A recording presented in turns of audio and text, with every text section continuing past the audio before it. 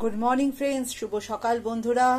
বৃষ্টির সকাল, এই দেখো, এটা ছাড়া কি ভাবা যায়?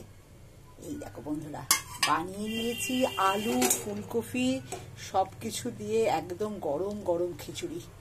এই যে খিচুড়িটা হয়ে গেছে, এর মধ্যে ফুলকপি আলু সবই দেওয়া আছে।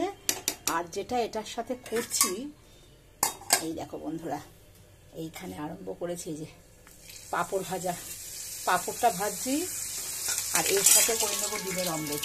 এই জন্য ডিম কেটে রেখেছি এখানটা, আর এখানে পাঁপড় ভাজা চলছে। এই আজকে আপাতত আমার লাঞ্চের মেনু বন্ধুরা।